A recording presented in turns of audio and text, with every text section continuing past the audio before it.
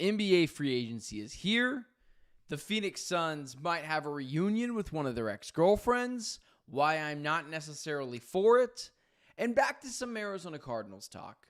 Could they actually be a top 5 offense? Well, one reputable, credentialed media congregate thinks they can be.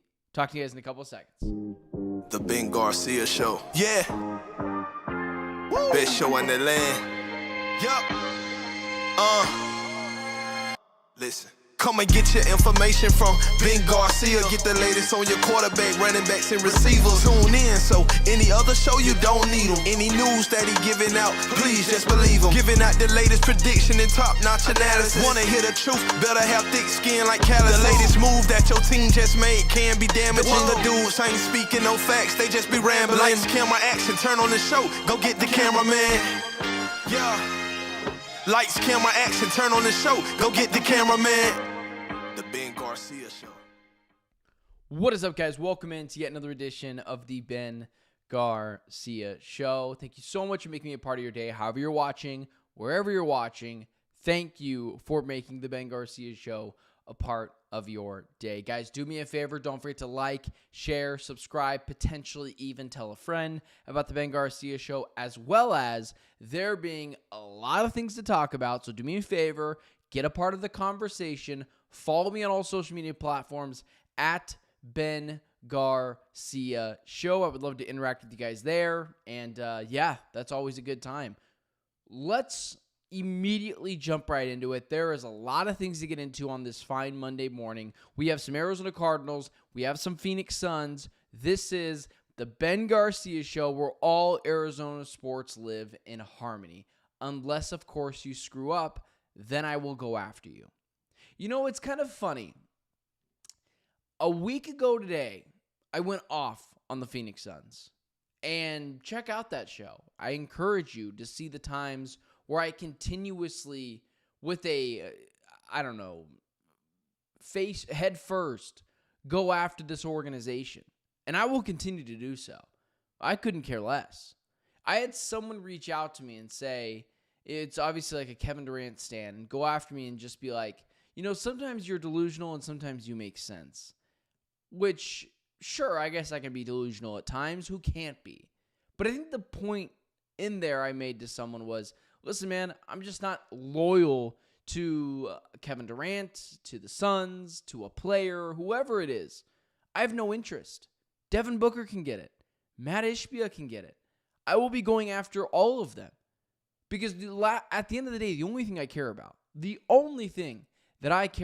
is winning. And so a week ago today, I ripped the Kevin Durant trade a new one. I ripped Jalen Green coming to the Suns. I ripped the idea of bringing in multiple players who I felt like were not going to fit here. I liked Dillon Brooks. Do I like Dillon Brooks as a part of the main caveat to a Kevin Durant trade? No.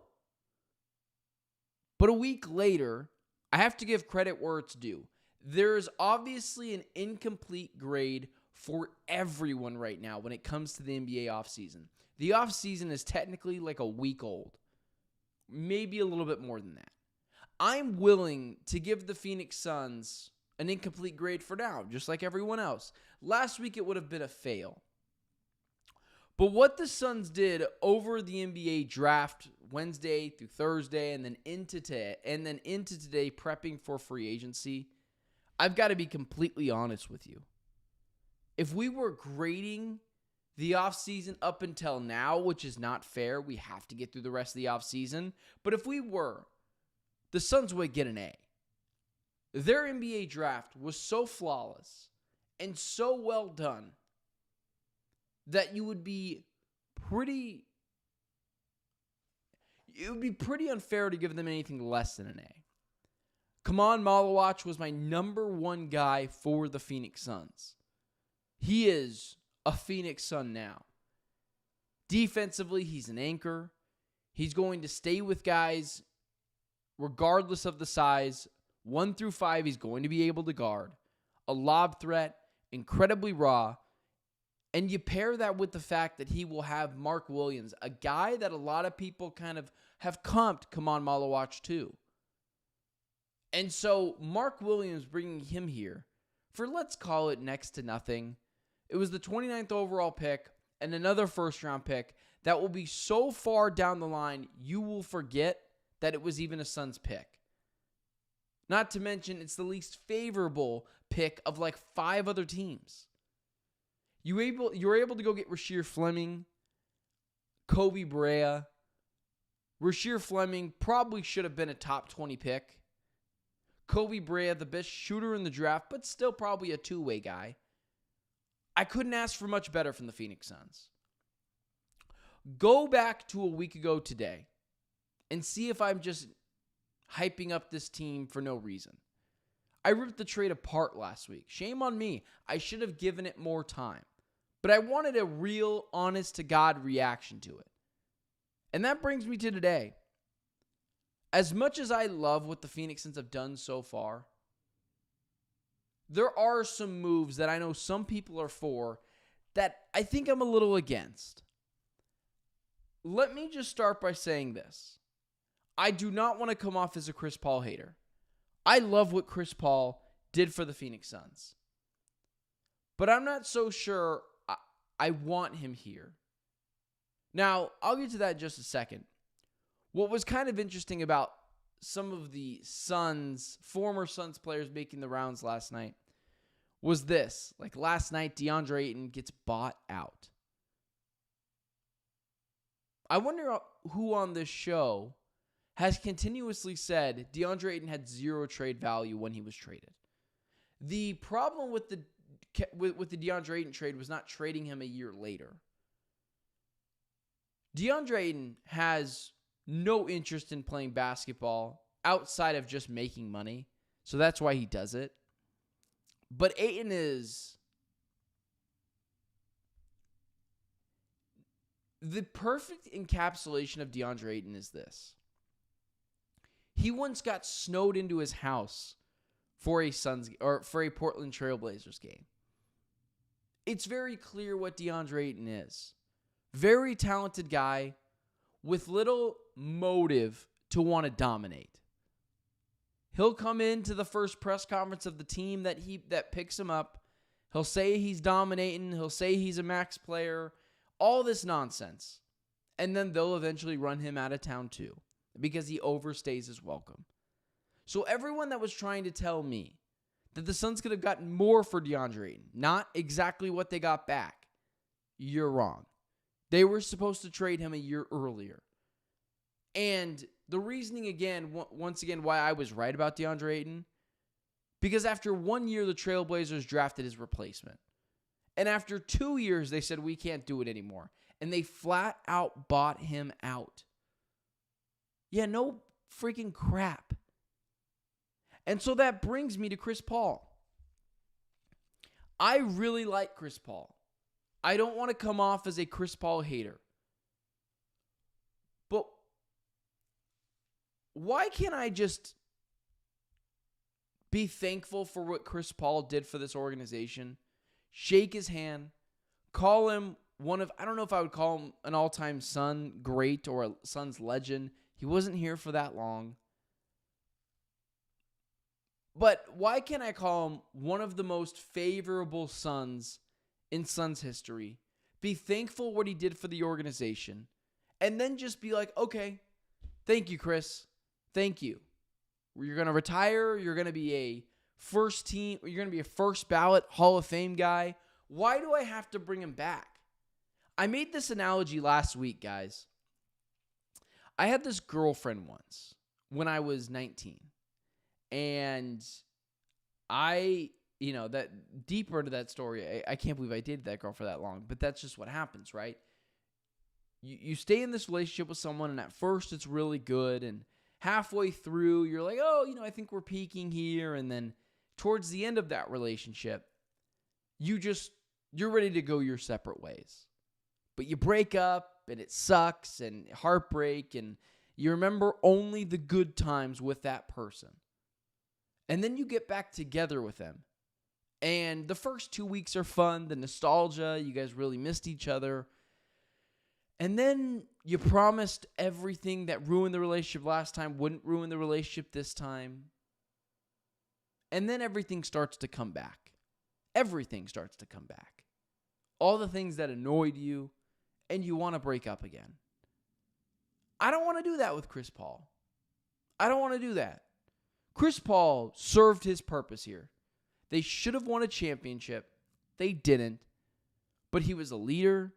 He taught the young guys some things that they probably needed to learn. Mid-range assassin, the point GAWD, God. Who doesn't love Chris Paul? I do. But the main reason why we got rid of Chris Paul the first time was because of his inability to play with some pace. Chris Paul at 38 already played with a relaxed style of basketball. Imagine Chris Paul at 40. You don't get better with age that late in your career. You get worse. You get slower. You get less flat-footed, especially defensively. I know this is not going to be a popular take, but can I just say I'd rather have Tyus Jones or Colin Gillespie or Cam Payne, who's also a free agent, run the backup duties for the guard position than Chris Paul? I like Chris Paul. He's a good player. He's a first ballot Hall of Famer. And I am very thankful what he did here in his time in Phoenix.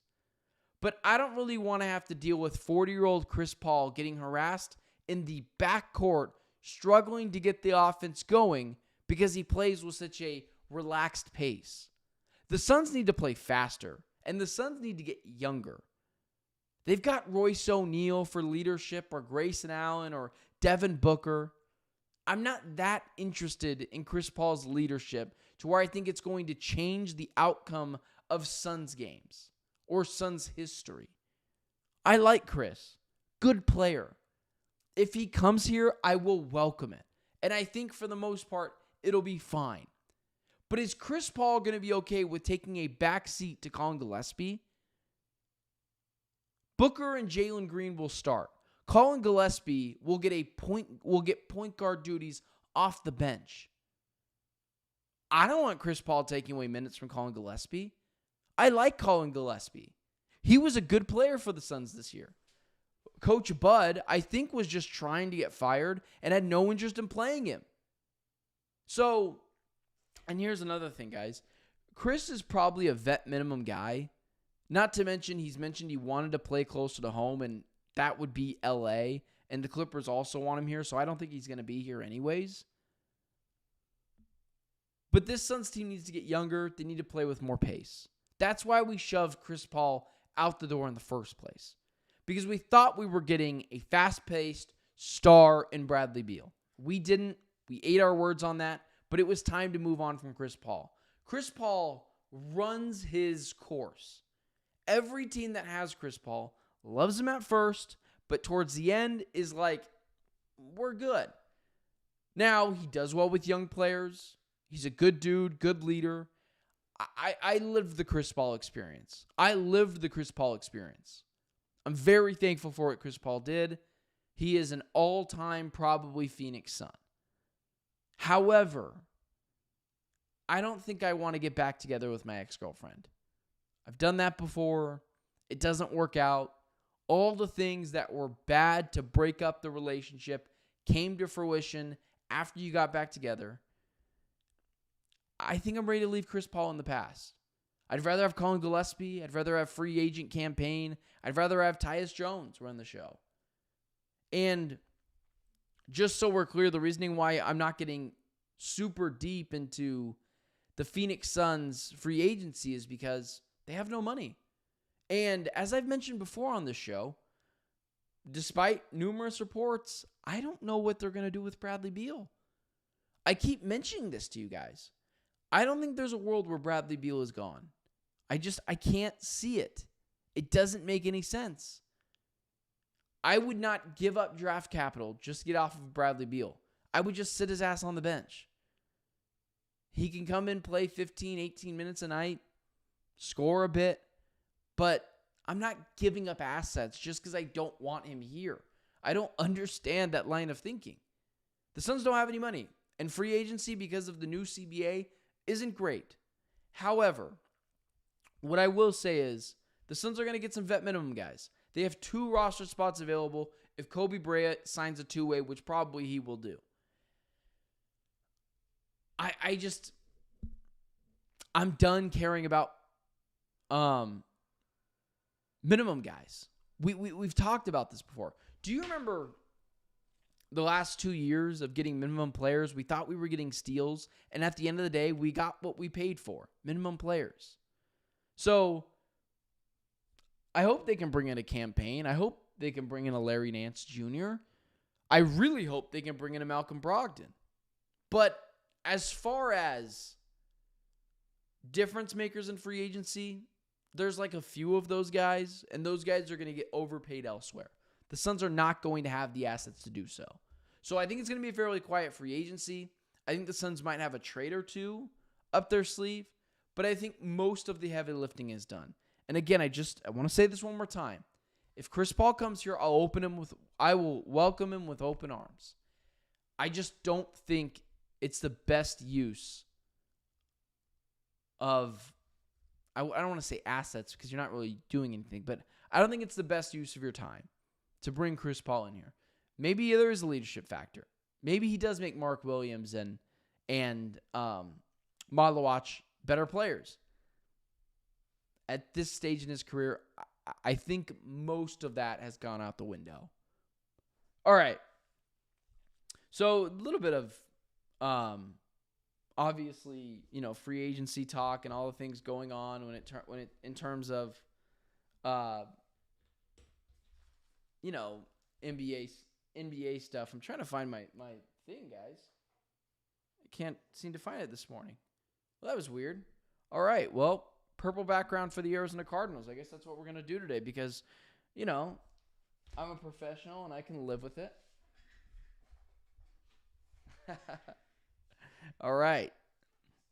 So we haven't talked some Arizona Cardinals recently. We haven't talked really any Arizona Cardinals because let's call it what it is. The NFL offseason is in the real dead things of the year. Like it is now, we've got about another month and then training camp will kick off. I will be on the side for training camp. I'm sorry. Let me answer this last thing for my guy in the chat. Jersey Joe. Ben, what do you think of a big 3-teamer? Trae Young to Jazz, John Collins and Jordan Clarkson the Suns, Beal and 5 first to Atlanta, 1 from Phoenix. No, I'm not trading first-round picks to get off of Bradley Beal. I'm not trading first-round picks to get off of Bradley Beal. Jordan Clarkson is not a good defender at this point in his career, and John Collins is what he is. Is he still with the Jazz? I didn't even know he was still with the Jazz. I'm not trading a first-round pick to get off of Bradley Beal.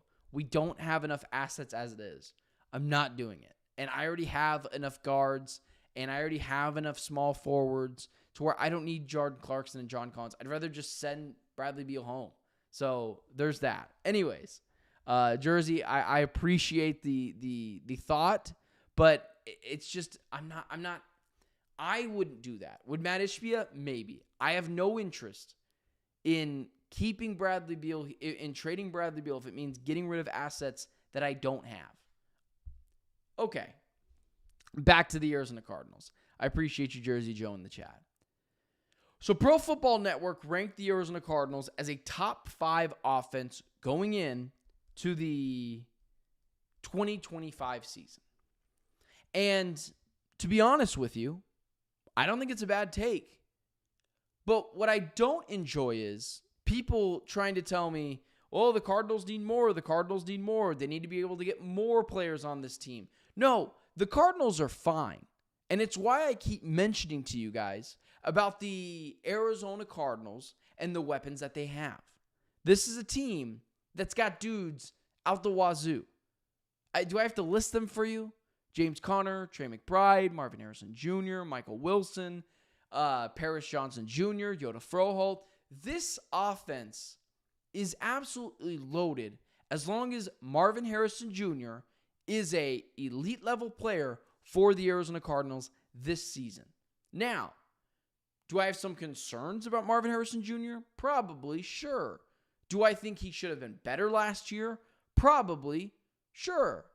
However, offensively, my guy in the chat, the Avengers of Fluffy, which is hilarious as my voice cracks, I think defense top 5 is more likely. I actually disagree. I think the defense is going to be better, but I don't see a world where the Cardinals defense goes from bottom 5 to top 5 in one season. I can see a world where the Arizona Cardinals offense goes from top 15 to top 5, top 20, top 18 to top 5. Do I think it's likely the Arizona Cardinals have a top 5 offense? Probably not. Again, this show is about being honest. It's about being real. But a top 8, top 10 offense? Yeah, they better have. This offense opens up, if everyone plays their roles correctly, from the coaching staff to the offense, this offense opens up, as long as Marvin Harrison Jr. is what we all think he should be and will be, a top-level receiver in the NFL, a bona fide number 1. If that's the case, I totally agree with you guys. And my guy Volcano in the chat, Arizona Cardinals at one point last year was 6-2, and I expect a huge step. Yeah, I totally agree with you, Volcano. They were actually 6-4, but I totally agree with you. And that's where I come to this. And it's very plainly, the Arizona Cardinals will be a top 5 offense if 2 people, 1 player and 1 coach, get on the same page. Kyler Murray and Drew Petzing. This is just the God's honest truth. People are team Kyler or they're team Petzing. For some reason, if your team, both of you figure it out, you get in trouble. So when I talk about the Cardinals potentially being a top 5 offense in the NFL, it's contingent on those 2 having a relationship that works. Kyler Murray has his deficiencies. They were 6-4 last year, and he fell off a cliff throwing interception after interception after interception in every single game following that 6-4 week. That 6-4, or I guess I should say, Kyler Murray almost every week threw interception after bad interception every single week. I will not let people who are Kyler Murray stans forget that. He had the chance to put the team on his back or just don't vomit all over himself. And he did. And so then we also talk about Drew Petzing. I think both guys are to blame. Petzing's offense was not good enough. It was a BB gun offense. It was, if James Conner goes down, this offense is not feasible. And that cannot be where we are as an organization. It just cannot be, guys. It's not good enough. So when you talk about Kyler Murray or Drew Petzing, it's a little bit of both. I have no worries about the offensive talent. I talked about really early in the offseason, maybe you go get a Keenan Allen, but I don't think it's necessarily like you have to do it. And Drew Petzing, he's got all the weapons he needs. And as much as I want this to be a make or break year for Kyler, and it will be, I will make a decision on Kyler Murray this season. I will no longer push it down the realm. For now, I'll call him a franchise quarterback. But at the end of the season, if they miss the playoffs again, and Kyler Murray's a main culprit of it, or hell, they make the playoffs despite Kyler Murray's bad play in the second half of the season, we're going to have that conversation. But I watched Drew Petzing, when James Conner go down, wither. Wasn't good enough. He had no shot to be able to move this offense without James Conner. That's not good enough. James Conner goes down in the Panthers game. Drew Petzing can't throw the ball downfield, can't adapt to using Trey Benson or Michael Carter. And in those situations, you need to when it's the Panthers. So, top 5 offense? Absolutely. I don't think it's out of the realm of possibility. Top 10 offense for the Arizona Cardinals? Absolutely. And when the Pro Football Network puts out that they think the Cardinals will be a top 5 offense going into this season, I totally get it. But it's contingent on 2 people doing their job well. And it's contingent on two people having a better working relationship in 2025. I know you either have to take Drew Petzing's side of the argument or Kyler Murray's side of the argument, but why can't I just say both guys need to be better? Kyler Murray, after the 6-4 start last year, threw bad interception after bad interception nearly every single week. Drew Petzing turned into a BB gun offense when James Conner went down. Had no ability to throw the ball deep downfield. That was Petzing. So I can't just take one side. This offense is loaded. Trey McBride, Marvin Harrison Jr., James Conner. I think Trey Benson is really in for a second-year leap this year. But what cannot be the case is, although I think Marvin Harrison Jr. is going to be awesome, and he should take that next leap, even though I've criticized his rookie season as a whole, he's got all the tools to be awesome. Kyler Murray has to be more consistent, and Drew Petzing needs to trust his quarterback more. Throw the ball downfield. Live a little. Don't just dink and dunk it and run it up the middle. What's the fun in that? So, I know you have to take a side. You're either Team Kyler or you're Team Petzing. What I am is Team Win Games. And I saw the deficiencies from two guys last year offensively. It was Kyler post-bye week, and it was Drew Petzing pretty much all season. Take the top off the defense. Throw the ball downfield. Kyler, play better post-bye. Play better when the opposing team knows what you're going to do. Run more. We're going to make a firm discussion argument on Kyler Murray. We're going to make a firm verdict on Kyler Murray later this year. We're going to have that verdict on Kyler. Drew Petzing is playing for his job. He's coaching for his job. If this doesn't work out, they're going to choose Kyler over Petzing because they just don't have any choice. They have to. I'll have made a decision on Kyler, but Petzing's coaching for his job. And it really is an easy fix. Take a risk. Throw the ball downfield a little bit. And when you're talking about Kyler, he needs to be someone that is more consistent. And I believe in both guys because I know people inside this organization who are very close to the situation. All of them love Petzing. And to be honest with you, he's a really nice guy. I've talked to him before. But Kyler Murray has to hold up his end of the bargain too. So I know there's the argument, Team Petzing, Team Kyler. Why don't you just join me? Team Win Games. Both guys have to be better. All right, guys. Things are changing. By the way, if you want some breaking news, Jalen Ramsey traded to the Steelers. He's going to make $26 million this season. The Steelers continue to do the opposite of what everyone else is doing and, pay just the defensive side of the ball. So that's crazy. But appreciate you guys making me a part of your day, however you're watching, however you're listening. Don't forget to like, share, subscribe, follow the stream at Ben Garcia Show. We are here every morning at 7 a.m. We talk all things Arizona sports, Cardinals, Suns, sometimes Diamondbacks, sometimes Sun Devils. But those two teams right now kind of irrelevant right now. Diamondbacks for different reasons than the Sun Devils. We still got another month to go until that season begins. But appreciate you guys making me a part of your day. Don't forget to like, share, subscribe, and let's have a hell of an NBA free agency. It's going to get really busy over the next couple of days, and there's a lot of changing parts. Things are happening. I can't share with you guys what is going on, but let's just say that the success of this show, because of people like you, are taking me to different stages in my career, and it's awesome, and I couldn't be more thankful for you guys. So things should be changing potentially sometime soon. So do me a favor, don't forget to like, share, subscribe, follow me on all social media platforms at Ben Garcia Show. And until tomorrow, it's been the Ben Garcia Show. I'll see you guys on Tuesday.